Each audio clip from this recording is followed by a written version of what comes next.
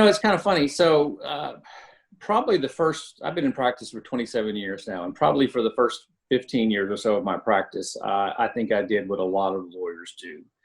I was, at the time, I was trying a lot of PI cases, and you would get some verdicts and you would have a lot of money, and then 3 months down the road, you'd be broke again. Yeah. And it just kind of went up and down in that boom or bust type of cycle that I think a lot of PI lawyers are familiar with. And I never really applied good, solid business principles to the practice of law. And it was more out of ignorance than anything else. I just honestly didn't have time to think about it. And then I kind of had an epiphany in as I call it, a midlife crisis. I had a midlife crisis back in the early 2000s, and a lot of stuff was going on. Tort reform was going on. I was thinking that there had to be a better way to do this, and that's when I got involved with a coaching organization called Atticus. And I've been a student of Atticus now for 12, 15 years, to the point now that I've now been trained up to be a coach with Atticus. And what Atticus does is it really trains lawyers on business fundamentals and applying business fundamentals to the practice of law. Skills like time management, leadership, hiring and staffing, money, cash flow, financial planning, and of course, marketing. Lawyers always have to be marketing. But once I started applying a lot of these concepts into my practice, I started stepping back and trying to figure out the practice should serve me as the owner of the practice. I shouldn't be serving the practice. That is the hardest mindset adjustment to make as a lawyer, by the way. It really is. I mean, you need to build a practice that serves you and your lifestyle and you and your family. And the first thing you have to understand is that, you have a duty to be profitable.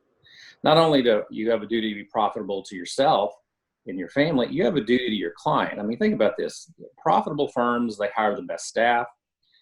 They hire the best experts. They're able to put the time into individual cases to do the best work. They don't settle cases short of true value because they're in a cash flow crunch. So, profitability is not just about yourself. It's about actually putting your client first. And if you're profitable, you can be the best lawyer for your client. And I think once you start thinking about it in that mindset, and say, I've really got to run a profitable business first so I can do a good job for my client, I think it changes your whole perspective. Absolutely. So what then, I guess, working with Atticus, what are some of the concrete things you did within your own firm to make it run more like an efficient business? Well, the first thing you have to do is you have to get off the wheel, and you have to get a grasp of your time and how you actually spend your time versus how you think you spend your time.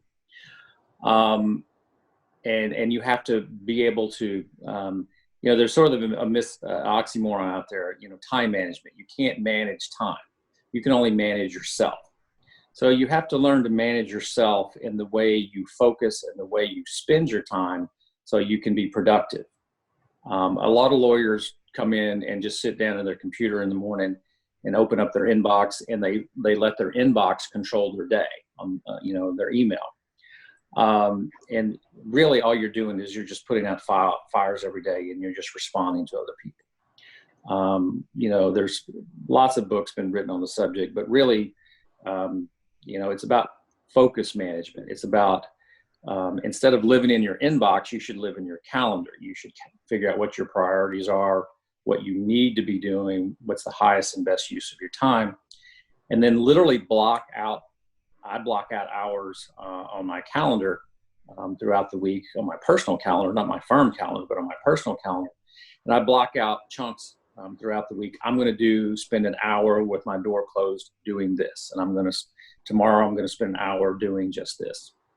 And really being able to focus your productivity. That's really the first thing that every lawyer needs to learn how to do.